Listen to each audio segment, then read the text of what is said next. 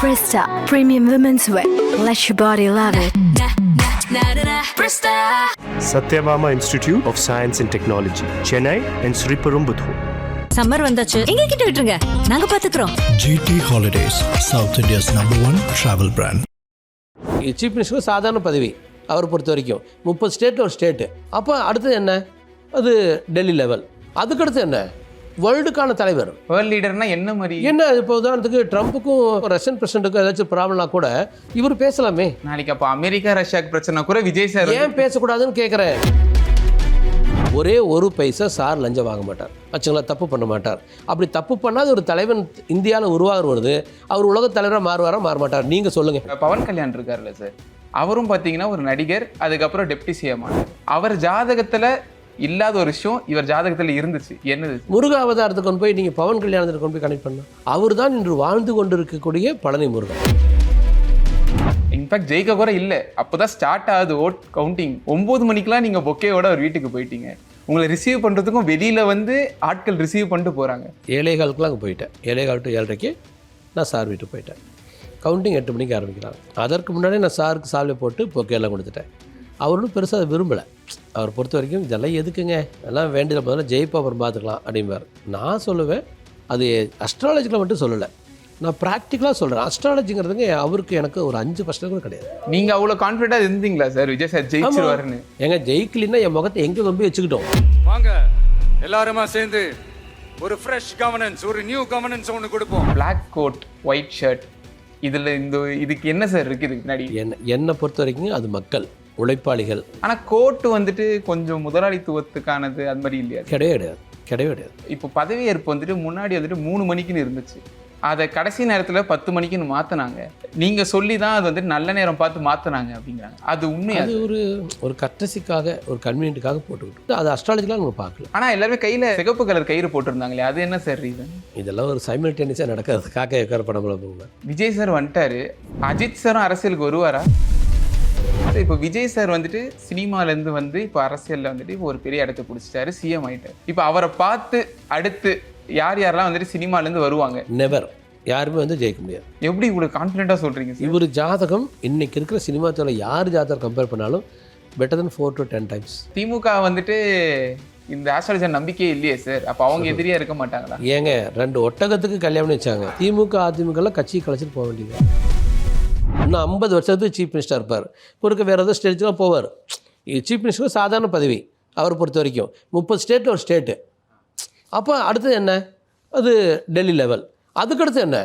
வேர்ல்டுக்கான தலைவர். பிரைம் மினிஸ்டரையும் தாண்டிடுவார், வேர்ல்டு லீடர் ஆயிடுவார். வேர்ல்ட் லீடர்னா என்ன மாதிரி? என்ன இப்போ உதாரணத்துக்கு ட்ரம்ப்புக்கும் நாளைக்கு ஒரு அமெரிக்கன் பிரசிடென்ட்டுக்கும் ரஷ்யன் பிரசிடென்ட்டுக்கும் ஏதாச்சும் ப்ராப்ளம்னா கூட இவர் பேசலாமே. ஏன் இருக்கக்கூடாது? சார் ஒரு தலைவன்னா யார்? தானாக கூடுற கூட்டம். அந்த கூட்டம் நல்லா இருக்குன்னு நினைக்கிறது தான் தலைவன்.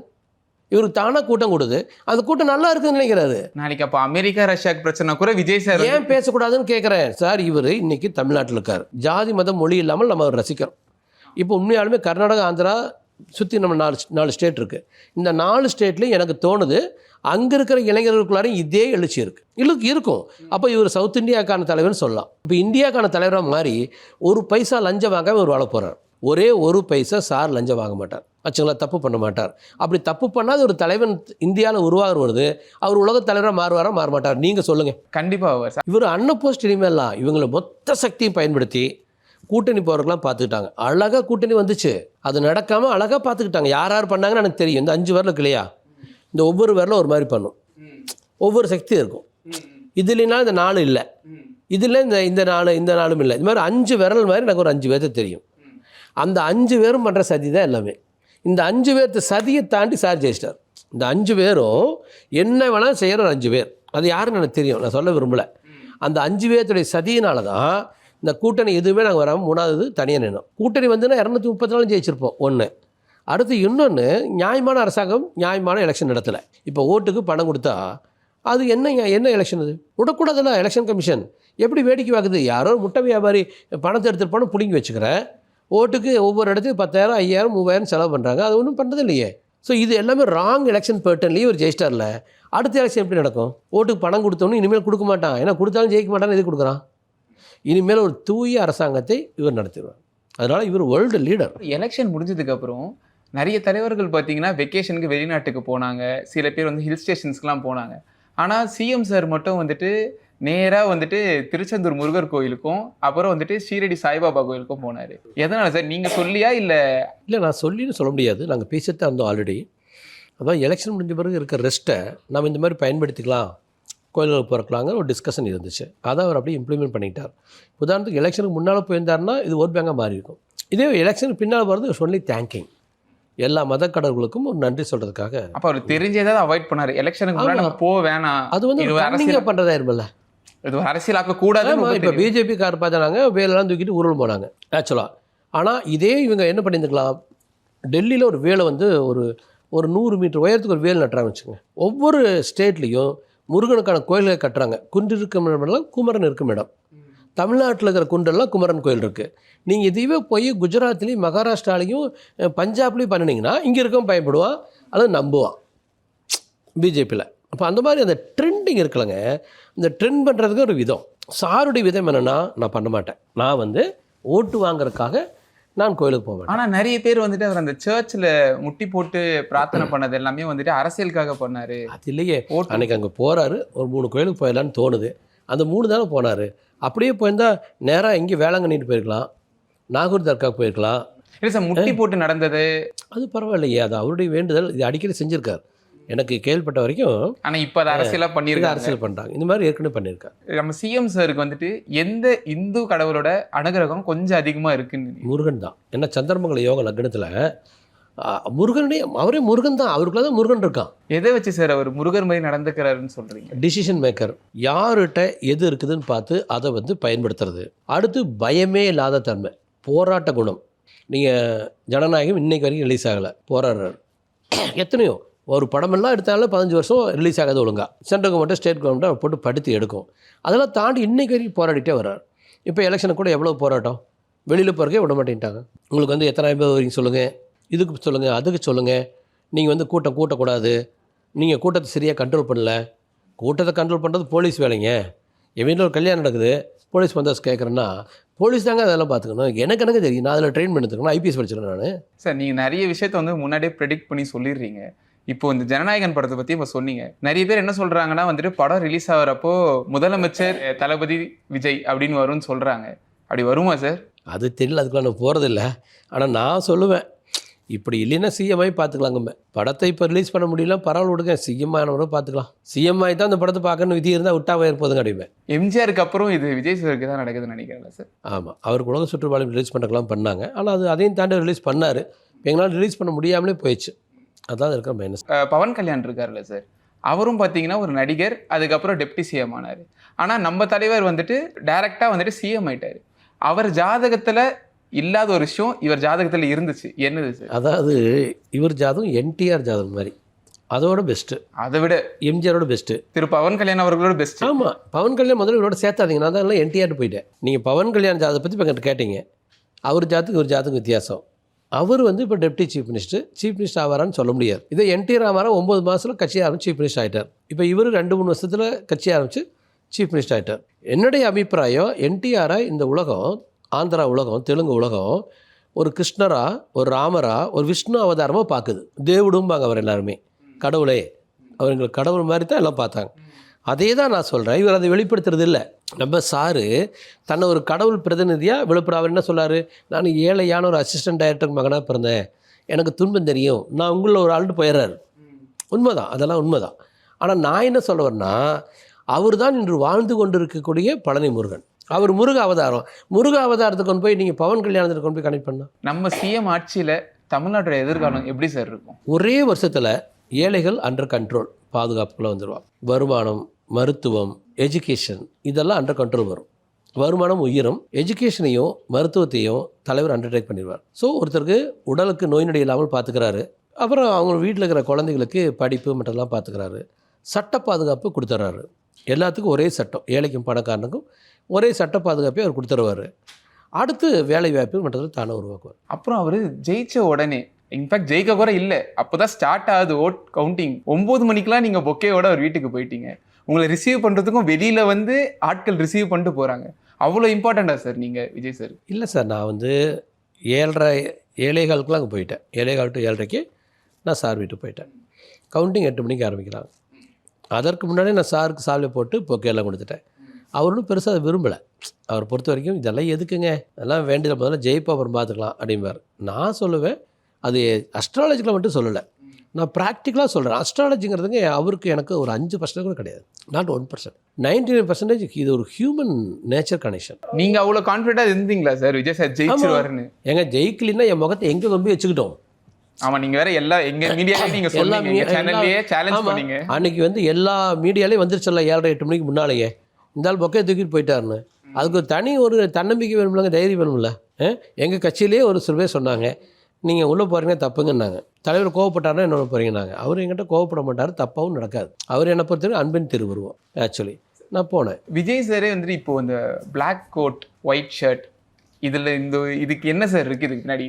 என்னை பொறுத்த வரைக்கும் அது மக்கள் உழைப்பாளிகள். பிளாக்குங்கிறது ஒரு உழைப்பாளிகளுக்கான சனீஸ்வரனை சிம்பல். கோட்டு கொஞ்சம் முதலாளித்துவத்துக்கானது அது மாதிரி இல்லையா? கிடையாது. ஆனால் நிறைய பேர் சொல்கிறாங்க இப்போ அவர் 10 நாள் முன்னாடியே இதுதான் நான் முதல்வர் ஆனதுக்கப்புறம் நான் போட போகிற காஸ்டியூம்னு அவர் எடுத்து வச்சாரு சொல்கிறாங்க. அவ்வளோ கான்ஃபிடென்ட்டாக இருந்தாரா சார்? இல்லை, ஜெயிப்பாருங்களும் அவர் கான்ஃபிடென்ட்டாக இருந்தார். ட்ரெஸ்ஸெல்லாம் எடுத்து வச்சாருன்னு தெரியாது, அதெல்லாம் நான் பேசிக்கிறதில்ல. இப்போது விஜய் சாருக்கு நிறைய தொடர்ந்து தடங்கள் வந்துக்கிட்டே இருக்கும். முன்னாடியிலேருந்தே அவர் படம் ரிலீஸ் ஆகிறதுல பிரச்சனை இருக்கும்.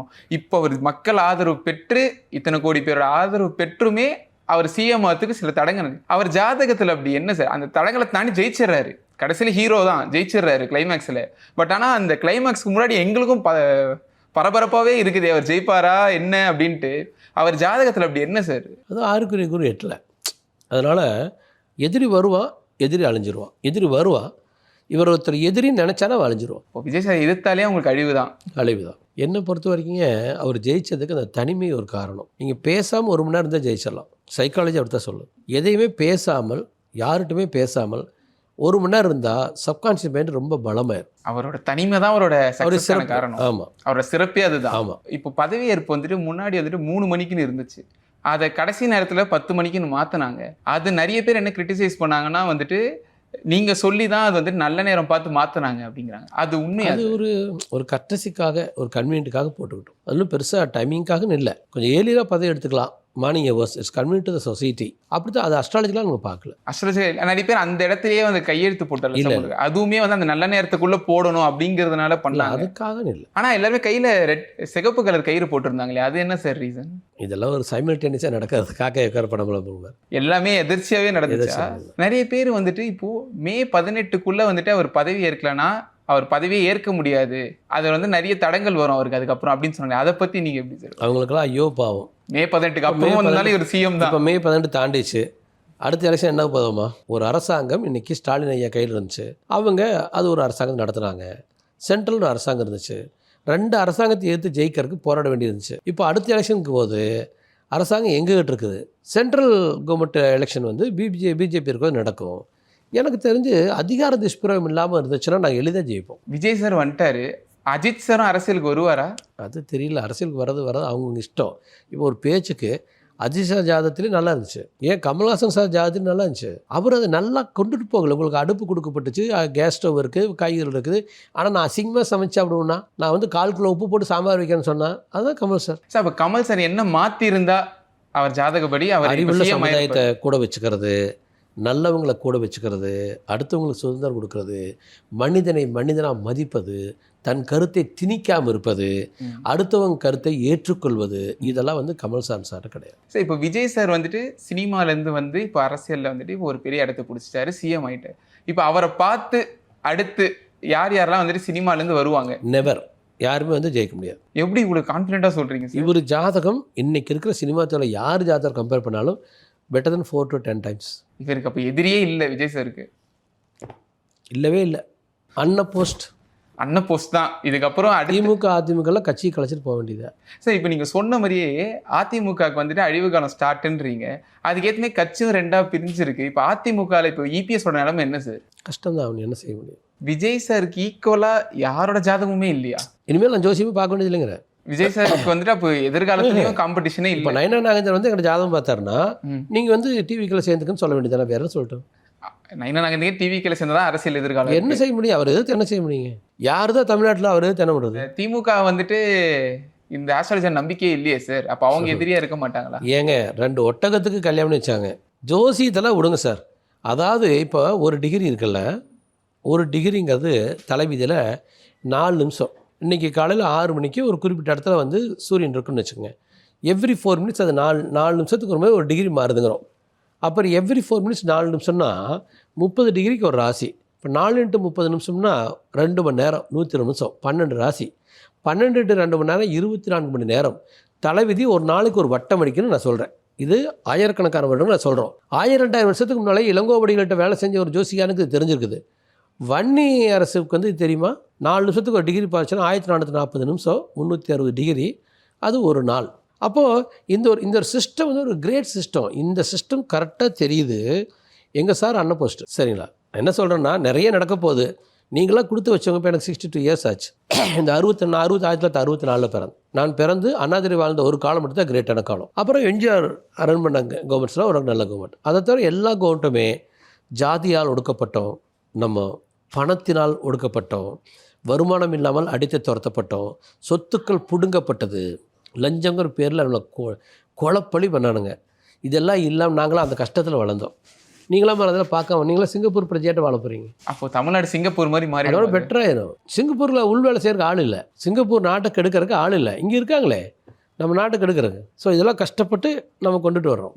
அப்போ உங்கள்கிட்ட எதிர்ப்பு சக்தி இருக்கும். என்றைக்குமே போராளி தான் ஜெயிப்பான். போராடுறது வந்து திறமைசாலி. நாங்களாம் திறமைசாலிகள், நீங்களாம் அதிர்ஷ்டசாலிகள். உங்கள் பிஸியான நேரத்தில் எங்களுக்காக வந்துட்டு இவ்வளோ நேரம் ஒதுக்குனது ரொம்ப நன்றி sir. Thank you sir. Thank you. Presta Premium Women's Wear. Let your body love it. Satyabama Institute of Science and Technology, Chennai and Sri Perumbudur. Summer வந்தாச்சு, எங்க கிட்ட விட்டுருங்க, நாங்க பாத்துக்கிறோம். GT Holidays, South India's #1 travel brand.